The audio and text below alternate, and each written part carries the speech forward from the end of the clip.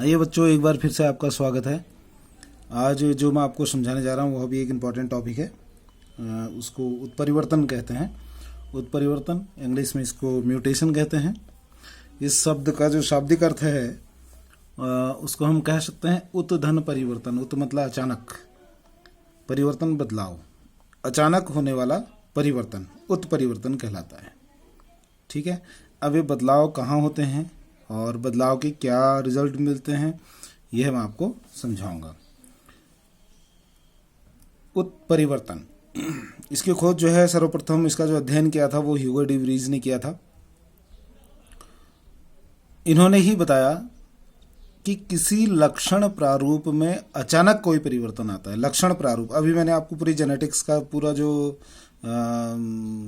Genetics जो है वो आपको समझा चुका हूँ। मेंडल के पूरे नियम समझा चुका हूँ। कैसे लक्षण एक पीढ़ी से दूसरी पीढ़ी में जाते हैं ये समझा चुका हूँ। तो जो लक्षण एक पीढ़ी से दूसरी पीढ़ी में जाते हैं तो वो लक्षण एज इट इज पहुँचते हैं। इससे पहले भी मैंने आपको समझाया। इससे पहले मैंने आपको अभी युग्मकी, युग्मन और सहलग्नता समझाया। सहलग्नता में मैंने आपको बताया था कि जीन्स जो हैं वो एक साथ एक पीढ़ी से दूसरी पीढ़ी में पहुंचते हैं। तो प्रत्येक जीन जो होते हैं वो लक्षण, वो प्रत्येक जीन जो होते हैं वो जीन्स अलग अलग लक्षणों के लिए वो जिम्मेदार होते हैं। तो जीन्स ही एक पीढ़ी से दूसरी पीढ़ी में लक्षणों को ले जाने का काम करते हैं। अब अगर किसी जीन में कोई परिवर्तन आ गया, किसी जीन में अगर कोई परिवर्तन आ गया तो वो जीन जिस लक्षण को दूसरी पीढ़ी में ले जाएगा तो वो लक्षण दूसरी पीढ़ी में नहीं जा पाएगा। अगर जीन में परिवर्तन आता है तो उसके लक्षणों में परिवर्तन हो जाएगा, तो वो लक्षण जो है अगली पीढ़ी में नहीं जा पाएगा। और वो लक्षण अगली पीढ़ी में नहीं जाता है तो उसके बाद वो लक्षण फिर गायब ही हो जाएगा। तो वो लक्षण अगर गायब हो जाता है तो इसी अवस्था को हम उत्परिवर्तन कहते हैं। ठीक है। यहाँ पर वही चीज़ है। ह्यूगो डी व्रीज ने बताया कि किसी लक्षण प्रारूप में अचानक कोई परिवर्तन आता है और वह अगली पीढ़ी में स्थानांतरित होता है, तब यह परिवर्तन उत्परिवर्तन कहलाता है। किसी कारण से लक्षण अगली पीढ़ी में चला गया जो पहले नहीं था, और वो लक्षण फिर अगली पीढ़ी में वो लगातार फिर अगले आने वाली पीढ़ियों में चलता रहा, तो इसको हम उत्परिवर्तन कहते हैं। अब ये उत्परिवर्तन में कहाँ से क्या चीज़ प्रभावित होगा यह आपको बताता हूँ कि विभिन्न अवस्थाओं में अगर परिवर्तन हो जाए, अगर विशेष अवस्थाएं होती हैं, उन अवस्थाओं में अगर परिवर्तन होता है तो प्रभावित भाग कौन सा होगा ये मैं आपको समझा रहा हूँ। ठीक है। जैसे कि सबसे पहले पॉइंट मैं आपको बताना चाह रहा हूँ, अगर युग्मक विभेदन के समय अगर परिवर्तन होता है, युग्मक जब विभेदित युग्मक जब बनते हैं तो युग्मकों के बनने में अगर कोई परिवर्तन यानी गैमेट्स में कोई परिवर्तन हो गया, ठीक है, तो युग्मक प्रभावित होगा। युग्मक जब बन रहा होगा तो उसमें अगर उसमें कोई उत्परिवर्तन होता है या कोई परिवर्तन होता है तो उससे युग्मक में बदलाव आ जाएगा, कोई ना कोई परिवर्तन उसमें आ जाएंगे, पहला। और दूसरा, यदि परिवर्तन जो है वो युग्मनज में आता है, युग्मनज मतलब जायगोट, यानी कि मेल और फीमेल गैमेट दोनों मिले और दोनों के मिलने से जायगोट बन गया। ठीक है। लैंगिक जनन में मेल और फीमेल गैमेट दोनों मिले और उसके बाद जायगोट बन गया। अगर जायगोट में कोई परिवर्तन आता है तो उस जायगोट से क्या बनेगा? जीव बनेगा, है ना। जायगोट से जीव बनेगा तो पूरा जीव प्रभावित हो जाएगा। ठीक। और तीसरी अवस्था क्या है? तीसरी अवस्था है यदि किसी कोशिका में परिवर्तन आता है। अभी तो युग्मनज बना, युग्मनज से जीव प्रभावित होगा। अगर जीव बना, उसकी किसी कोशिका में परिवर्तन आता है, जीव की किसी कोशिका में परिवर्तन आता है, तो प्रभावित भाग कौन सा होगा? उस कोशिका से बनने वाला अंग। ठीक है। अगर किसी कोशिका में परिवर्तन होता है तो उस कोशिका से जो अंग बनने वाला होगा वो अंग प्रभावित होगा। सपोज करिए कोशिका ब्रेन की कोशिका है, तो ब्रेन की कोशिका में अगर कोई परिवर्तन आता है तो उससे उस व्यक्ति का जो बच्चा होगा उसका ब्रेन प्रभावित उसका हो जाएगा। ठीक है। तो इसको ध्यान से आप याद कीजिएगा, युग्मक विभेदन के समय अगर परिवर्तन आता है तो युग्मक प्रभावित होगा। ठीक है। अब युग्मक प्रभावित हुए, अगर मेल और फीमेल गैमेट, युग्मक मतलब गैमेट होता है, अगर मेल फीमेल गैमेट नर और मादा युग्मक अगर मिलते हैं तो उसके बाद जायगोट बनता है, युग्मनज बनता है। तो अगर युग्मनज में कोई परिवर्तन आता है तो उससे पूरा जीव प्रभावित होगा। ठीक, और अगर जीव की किसी कोशिका में परिवर्तन हो गया तो उस कोशिका से जो अंग बनता है वो अंग प्रभावित होगा। ठीक है, ये तो है उत्परिवर्तन, अचानक होने वाला परिवर्तन, और जो आगे जाके पीढ़ी दर पीढ़ी चलता है उसको हम उत्परिवर्तन कहते हैं। अब ये उत्परिवर्तन विभिन्न प्रकार का होता है, मुख्यतः आपका 3 प्रकार का होता है। एक होता है गुणसूत्र म्यूटेशन, क्रोमोसोमल म्यूटेशन, और दूसरा होता है जीन या पॉइंट म्यूटेशन, और तीसरा होता है जीनोम म्यूटेशन। ठीक है, उत्परिवर्तन म्यूटेशन जो है 3 प्रकार का होता है। अभी 3 प्रकार का कौन कौन सा, पहला मैंने आपको बताया भी, गुणसूत्र उत्परिवर्तन, क्रोमोसोमल म्यूटेशन। ठीक है, अब इस क्रोमोसोमल म्यूटेशन में होता क्या है, इसमें जो जीन की व्यवस्था होती है वो बदल जाती है। मैंने आपको पहले भी बताया, क्या बताया, क्रोमोसोम में ही जीन्स होते हैं, जीन जो है क्रोमोसोम में ही होते हैं।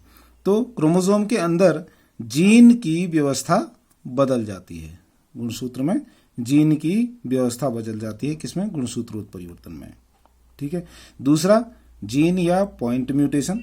जीन या पॉइंट म्यूटेशन में क्या होता है, इसमें जो जीन क्रोमोसोम में जीन्स होते हैं और जीन के डीएनए बनते हैं। जीन में जो डीएनए होते हैं तो डीएनए में क्षारक क्रमों में परिवर्तन आ जाता है। जीन में जो क्षारक क्रम डीएनए है, डीएनए के क्षारक क्रम में परिवर्तन आ जाता है। अब ये क्षारक क्रम क्या होते हैं, असल में इसमें मैं आपको बताऊं, क्षारक क्रम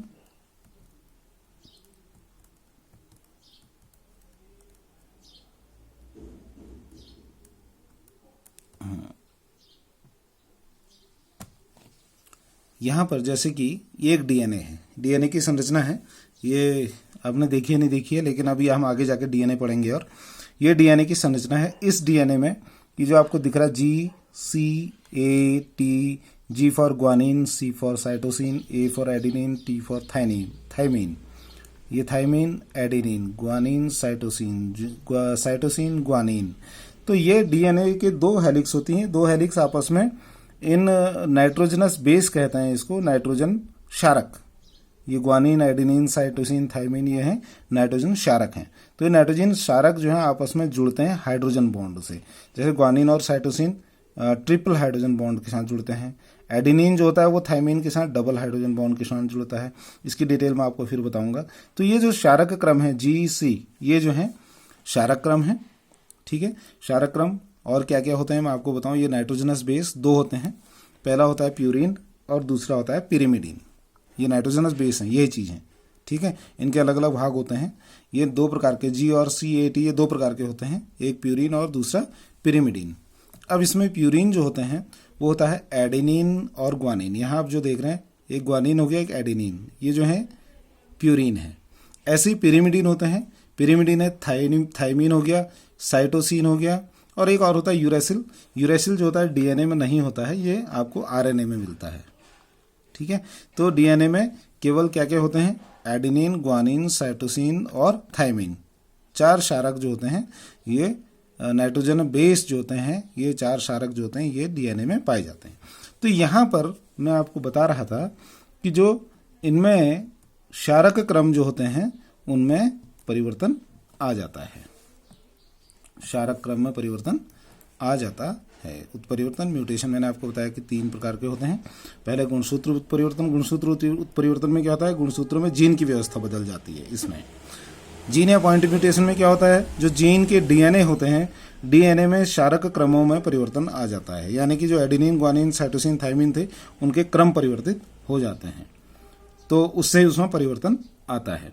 और तीसरा आपका है जीनोम म्यूटेशन। जीनोम म्यूटेशन में क्या होता है, इसमें गुणसूत्रों की संख्या ही बदल जाती है।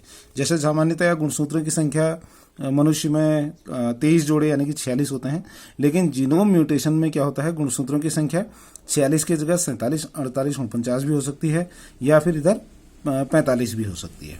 45, 46, 47, 48 कुछ भी है, जीनोम उत्परिवर्तन के कारण गुणसूत्रों की संख्या परिवर्तित हो जाती है। ठीक है, अब गुणसूत्र उत्परिवर्तन अलग अलग प्रकार के होते हैं, ये मैं आपको दिखा रहा हूँ। इसमें एक होता है विलोपन, विलोपन को इंग्लिश में डिलीशन कहते हैं। इसमें एक जो आपका गुणसूत्र है उसमें एक जीन जो है वो डिलीट हो जाएगा। द्विगुणन, द्विगुणन में जीन जो होते हैं डबलिंग हो जाती है। इन्वर्जन, इन्वर्जन मतलब चेंज हो जाते हैं, बदल जाते हैं। और ट्रांसलोकेशन, इसमें जीन्स जो होते हैं अपनी लोकेशन को बदल देते हैं, उनकी स्थिति बदल जाती है। ऐसी जीन या पॉइंट म्यूटेशन है। जीन या पॉइंट म्यूटेशन में क्या होता है, ये भी वही चीज़ें हैं लगभग। इसमें गुणसूत्र म्यूटेशन में जीन में परिवर्तन आते हैं और जीन या पॉइंट म्यूटेशन में इनके जो क्षारक क्रम है उसमें परिवर्तन आते हैं। इसमें जो है जीन का डिलीशन हो जाएगा, जीन का डुप्लीकेशन होगा, जीन का इन्वर्जन होगा और जीन का ट्रांसलोकेशन होगा।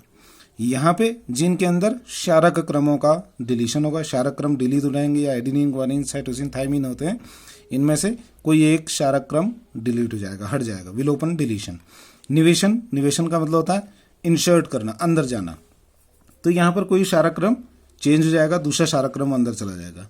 प्रतिस्थापन, सब्स्टिट्यूशन कहते हैं। इसमें जो है सब्स्टिट्यूशन में क्या होता है, इसमें प्यूरिन से प्यूरिन ही ट्रांसफर होता है, चेंज होता है, और पिरिमिडीन से पिरिमिडीन ही चेंज होता है। जबकि ट्रांसवर्जन है, यहाँ पर वही प्रतिस्थापन वाली प्रोसेस होती है, लेकिन यहाँ पर प्यूरिन आपका पिरिमिडीन से ट्रांसफर्स होता है और पिरिमिडीन आपका प्यूरिन से ट्रांसफर होता है। ये होता है आपके प्रतिस्थापन में। अभी मैं डिटेल बाद में इसका और समझाऊंगा। तो यह है आपका जीन या पॉइंट म्यूटेशन, ठीक है। और अगला आपका है अंतिम जो जीनोम उत्परिवर्तन है। जीनोम उत्परिवर्तन में दो चीजें होती हैं, एक होता है सगुणिता और असगुणिता, ठीक है। तो ये सारी चीजें मैं इसमें जो है जीनोम उत्परिवर्तन में मैंने आपको बताया कि इसमें गुणसूत्रों की संख्या बदल जाती है, ठीक है। एक में गुणसूत्रों की संख्या कम हो जाती है और एक में गुणसूत्रों की संख्या बढ़ जाती है। तो इसको हम कहते हैं उत्परिवर्तन, और ये है उनके प्रकार, ठीक है। तो इस वीडियो में मैं इतना ही समझाऊंगा, और अगली वीडियो में मैं आपको इनको तीनों को अलग अलग इनके जो उदाहरण सहित आपको गुणसूत्र उत्परिवर्तन, जीन या पॉइंट उत्परिवर्तन हो गया, और जीनोम उत्परिवर्तन डिटेल में समझाऊंगा। आप इसको याद कीजिएगा, पढ़िएगा, और साथ में चैनल अगर आप देख रहे हैं तो उसको सब्सक्राइब भी कीजिएगा, ताकि आपके पास नई जो वीडियोज़ मैं अपलोड करूंगा वो आपके पास सूचना पहुंच जाए। Thank you.